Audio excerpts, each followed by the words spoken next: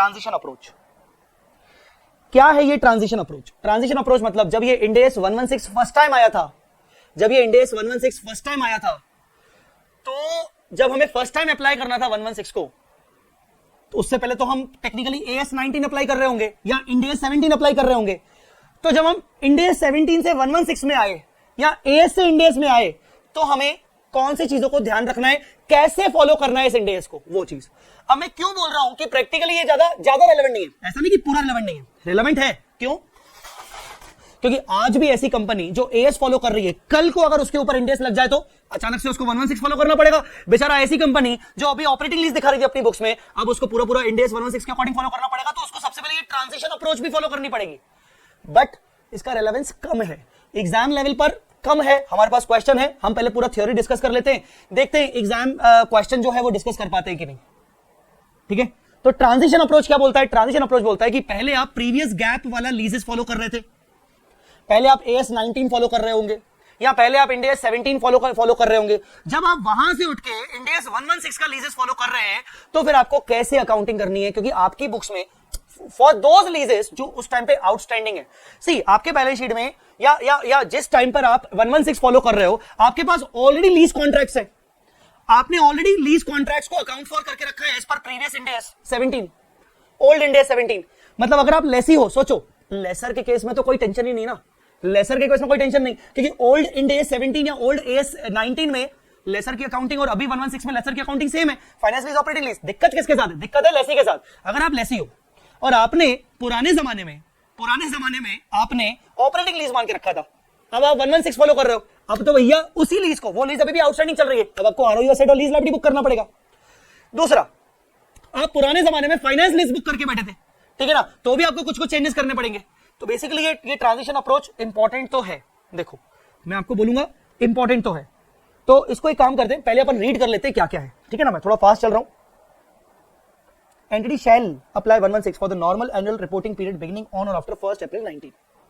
For the purpose of requirement of the transition section, the date of initial application is the beginning of the annual reporting period in which entity first applies 116. Entity first applies 116 मतलब क्या? आप पहली बार 116 कब apply कर रहे हो? For example 1 अप्रैल 19 को, तो 1 अप्रैल 19 से ही आप इनिशियल एप्लीकेशन 116 का करोगे।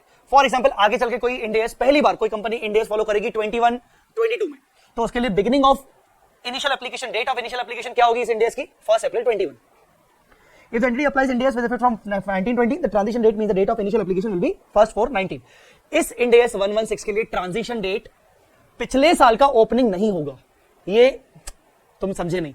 तुम याद करो, मैंने तुम्हें स्टार्टिंग में ट्रांजिशन डेट का कॉन्सेप्ट बताया था कि जब तुम Ind AS को फर्स्ट टाइम अप्लाई करते हो, है ना, तो लास्ट ईयर का beginning will be the transition date. पर इस Ind AS 116 को अगर तुम फर्स्ट टाइम अप्लाई कर रहे हो और तुम पहले से ही Ind AS अप्लाई कर चुके हो, अब ऐसा केस तो होगा नहीं ना, तो ऐसे केस में तुम्हारा ट्रांजिशन डेट करंट ईयर का ही बिगिनिंग रहेगा। This is a practical expedient provided which permit lessee and lessor to make an election of not reassessing whether existing contracts contains a lease as defined under 116. अब एक राहत दी गई है Lesi laser को। आपको पता होगा 116 में लीज की डेफिनेशन बहुत खतरनाक है, राइट टू कंट्रोल, है ना, राइट टू कंट्रोल याद करो, right to control of the identified asset transfer किए जाते हैं, याद है आपको। Ind AS 116 में लीज को बहुत ही ज्यादा डिटेल तरीके से डिफाइन किया गया है, जबकि प्रीवियस Ind AS में और प्रीवियस ईयर्स में डिटेल तरीके से नहीं था। तो यहां पर प्रैक्टिकल एक्सपीरियंस मतलब एक सॉल्यूशन, एक ऑल्टरनेटिव उपाय क्या दिया है, ये बोला गया है, टेंशन मत लो, जब तुम ये Ind AS 116 को फॉलो करोगे, उस टाइम पे तुम्हारे पास अगर कोई भी लीजेस एग्जिस्टिंग रखे हैं, उन लीजेस के लिए तुम 116 की लीज की डेफिनेशन फॉलो मत करना। मान लेना कि वहां वो लीज है 116 के हिसाब से, 116 की लीज की डेफिनेशन उनके ऊपर अप्लाई करने की जरूरत नहीं है, वो लीज है कि नहीं है ये चेक करने की जरूरत नहीं है। तो मान लेना कि वो लीज एज पर 116 होंगे, कुल मिला के टाइम सेव करवाया गया। Transition option for the lessor apart from one specific exemption in respect of sub lease, no adjustment are required to on transition from Ind AS 17 to Ind AS 116 because lessor accounting under 116 is largely consistent with the requirement of 117। Yes, lessor को कोई और दिक्कत ही नहीं है, laser तो पहले जो accounting follow कर रहा था फाइनेंस लीज ऑपरेटिंग लीज, आज भी वही ऑपरेट फॉलो करेगा, तो इसको कोई टेंशन है नहीं, ठीक है। Transition option for lessee, lessee को क्या ऑप्शन दिया गया? For lessee situation is more complex since under 17 lessee may have applied lease contract either as operating or finance, and now both of these approaches are not available. Instead 116 requires a lessee to recognize ROU asset and lease liability at present value. साला दिक्कत लेसी के लिए हो गई क्योंकि लेसी पहले उसने classification किया होगा ऑपरेटिंग लीज में, तो उसने अपनी बुक्स में कोई रिकॉर्ड ही नहीं किया होगा, और अब साला उसको ROU asset और लीज लाइबिलिटी बुक करनी पड़ेगी. और अगर उसने पहले फाइनेंस लीज सोचा होगा अर्लियर, तो उसने अपनी बुक्स में नॉर्मल असेट अकाउंट दिखाया होगा, अब उसको ROU asset दिखाना पड़ेगा. तो कैसे करेगा, क्या करेगा, समझ में नहीं आ रहा. For transition to India's 116, lessee has two options. यहां पर लेसी को दो ऑफर किए गए. Apply full retrospective approach, apply modified retrospective approach. Lessee को ऑफर है, तो या तो फुल रिट्रोस्पेक्टिव अप्रोच अप्लाई कर या तो मॉडिफाइड रिट्रोस्पेक्टिव अप्रोच अप्लाई कर. तेरे पास दो ऑप्शन है. फुल रिट्रोस्पेक्टिव मतलब पूरी तरीके से रिट्रोस्पेक्टिवली कर, या तो मॉडिफाइड रिट्रोस्पेक्टिव अप्रोच. अब ये फुल रिट्रोस्पेक्टिव मॉडिफाइड रिट्रोस्पेक्टिव क्या है, आते हैं पहले फुल रिट्रोस्पेक्टिव अप्रोच पे.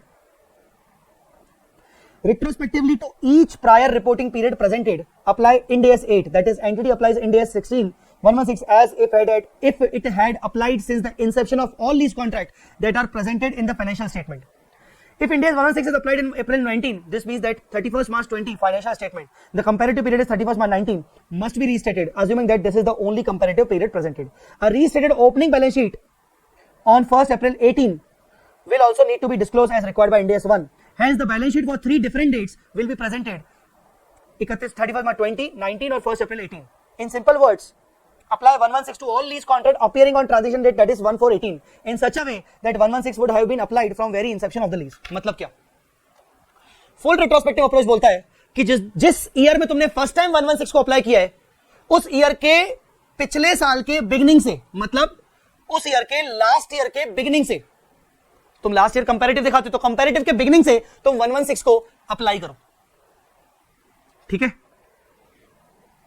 Under full retrospective approach, the lease liability and ROU asset are measured on the commencement date using incremental borrowing rate at the lease commencement date. पता है तुम्हें क्या बोल रहा है? मान लो तुम्हारा करंट फाइनेंशियल ईयर है 21-22, ठीक है, तो तुम्हारा इसका मतलब प्रीवियस ईयर क्या हुआ, 2021. तो तुम्हारी पता है ट्रांजिशन डेट क्या होगी,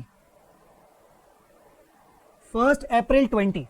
एक काम करो, 1 अप्रैल 20 पे तुम्हें ROU दिखाना है और तुम्हें लीज लायबिलिटी दिखाना है. किस वैल्यू पर, किस वैल्यू पर? ये जो भी तुमने लीज कॉन्ट्रैक्ट किया था आज से 10 साल पहले, 12 साल पहले, अगर उस टाइम पर ROU असेट या लीज लायबिलिटी जितने पे भी रिकॉर्ड होता और वो अमोर्टाइज होते होते होते होते इस डेट पर कितने में दिखता, तुम उस वैल्यू पर तुम ट्रांजिशन डेट पे दिखाओगे. Full retrospective approach.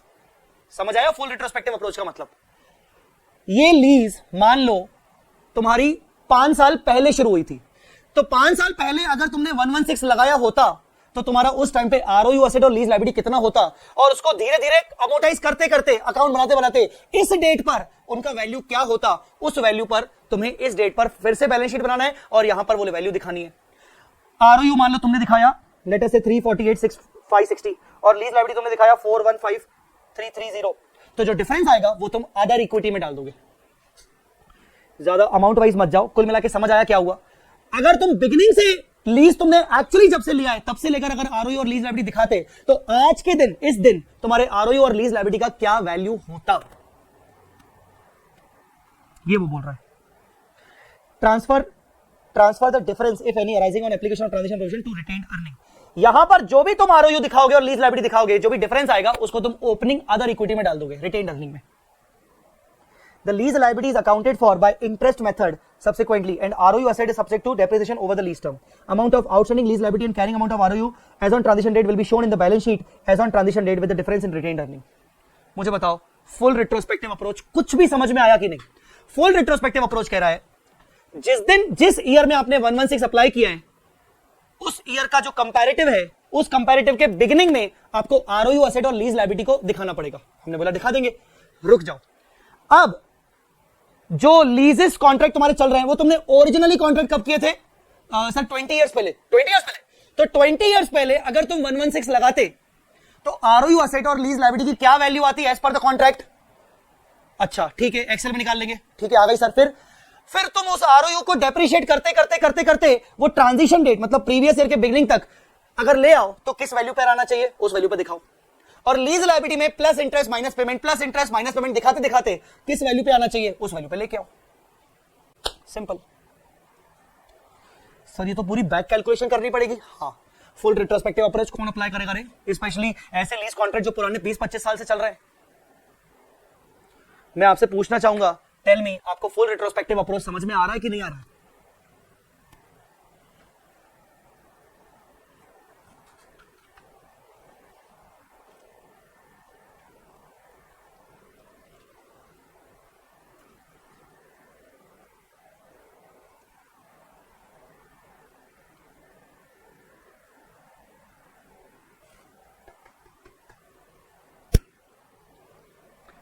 Even full retrospective approach में तुम डिस्काउंटिंग रेट पता है किसका लोगे? देखो क्या लिखा है,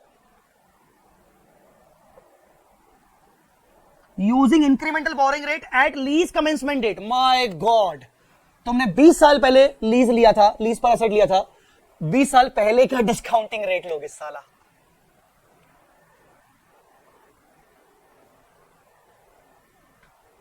यस राइट, मैं भी वही बोल रहा हूं। प्रैक्टिकली जो बहुत ही ज्यादा ओल्ड लीजेस चल रही हैं बहुत पिछले टाइम से, उसके ऊपर एंटिटी बिल्कुल नहीं चाहेगी कि वो फुल रिट्रोस्पेक्टिव अप्रोच करे, क्योंकि उनको पुराना डिस्काउंट रेट चाहिए होगा, उनको पुराना डिस्काउंट रेट चाहिए होगा। Commencement date, lease commencement date पर जो भी डिस्काउंट रेट था, उस डिस्काउंटिंग रेट के हिसाब से तुम आरओयू निकालो, लीज लायबिलिटी निकालो, और वो आज ट्रांजिशन डेट पर उन दोनों की वैल्यू को लेके आओ।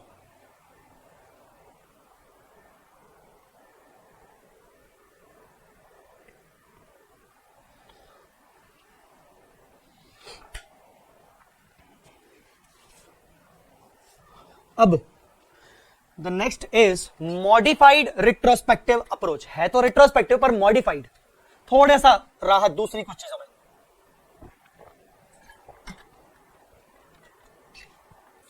मैं चाहूंगा कि आप लोग 5 मिनट लें और आप लोग इसको पढ़ें एक बार, और पढ़ने के बाद आप लोग बताएं, एक्सप्लेन करें थोड़ा सा चैट में, थोड़ा शॉर्ट में, कि अल्टीमेटली ये क्या बोल रहा है। ठीक है, आप लोग पढ़िए मॉडिफाइड रिट्रोस्पेक्टिव अप्रोच। यस, ये मॉडिफाइड रिट्रोस्पेक्टिव अप्रोच क्या है? लीजेस प्रीवियसली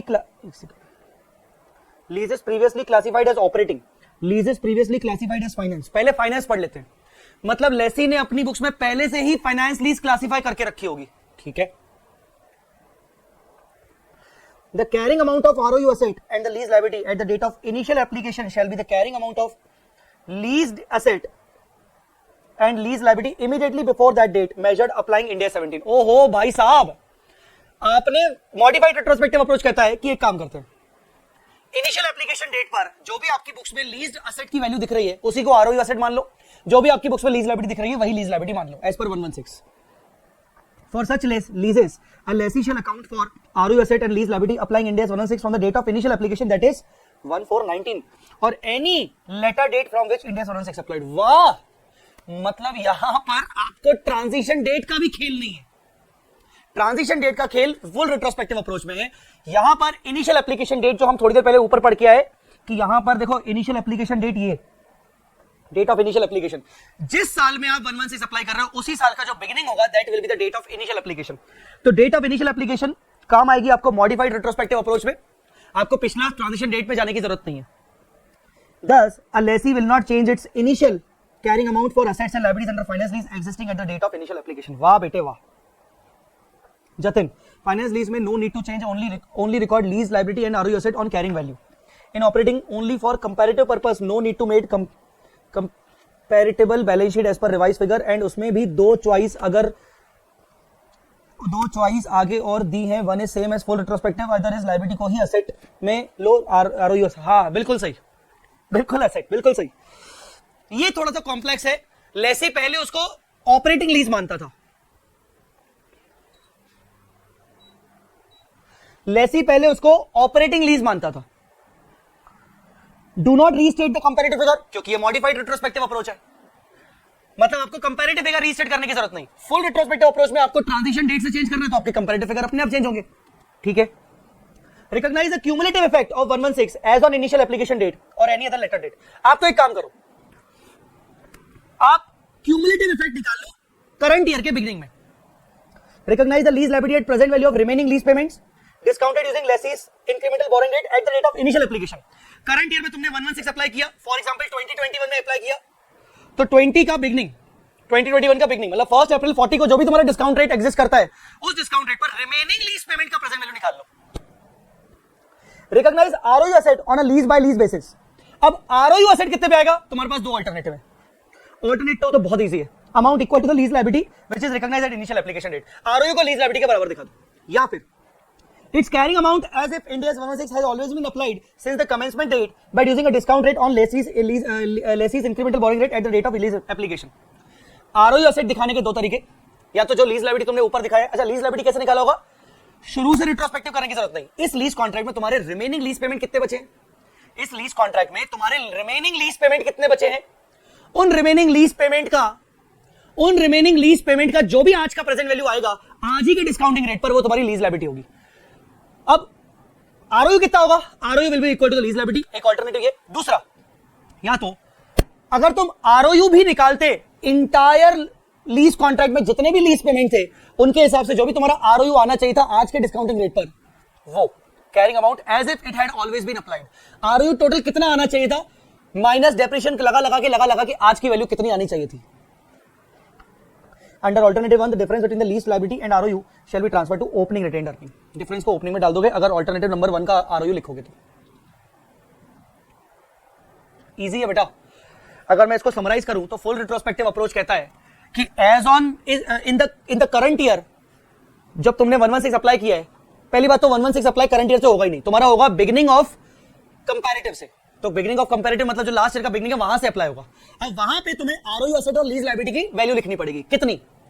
जो एग्जिस्टिंग तुम्हारे लीज कॉन्ट्रैक्ट चल रहे हैं आउटस्टैंडिंग, जिस दिन तुमने 116 फॉलो किया, उस दिन तुम लीज कॉन्ट्रैक्ट को उस दिन तुम ये देखोगे कि अगर तुम शुरू से लीज कॉन्ट्रैक्ट में लीज लायबिलिटी और आरओयू एसेट बुक करते 20 साल पहले से, और उसी समय के रेट ऑफ इंटरेस्ट के हिसाब से उनको आज अमोटाइज करते ट्रांजिशन रेट पर क्या वैल्यू होनी चाहिए थी, उस वैल्यू पर आरओयू और लीज लायबिलिटी दिखा दो. जो भी डिफरेंस आएगा opening retained earning on the transition date डाल दो.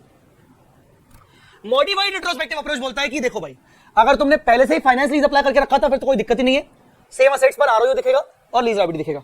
अगर तुमने पहले ऑपरेटिंग लीज दिखाया था तो कोई बात नहीं. पहली बात तो पिछले कंपैरेटिव चेंज करने की जरूरत नहीं. करंट ईयर में जब तुमने 116 अप्लाई किया, करंट ईयर के बिगिनिंग में ही तुम्हें आरओयू और लीज लायबिलिटी दिखाना है. लीज लायबिलिटी किस वैल्यू पे दिखाना है? रिमेनिंग लीज पेमेंट जो बचे हुए हैं उनका present value at current discount rate. ROU कितने में दिखाना है? लीज लायबिलिटी के बराबर दिखा दे. हर कोई यही यूज करेगा. या फिर अगर तुम आरओयू दिखाते इस लीज पर, अगर ये लीज पर 116 अप्लाई होता शुरू से, पुराने जब से ये लीज स्टार्ट हुआ है तब से, तो आरओयू कितना होता? उसको डेप्रिशिएट करते आज आरओयू की क्या वैल्यू होगी उस वैल्यू पे. अच्छा, आरओयू कितना होता उसके लिए डिस्काउंटिंग रेट आज का लेना है. आरओयू दिखा के लीज लायबिलिटी दिखा दी, जो भी डिफरेंस आया उसको तुम ओपनिंग रिटेन्ड अर्निंग में डाल दोगे. मुझे बताओ मॉडिफाइड रिट्रोस्पेक्टिव अप्रोच समझ में आया कि नहीं?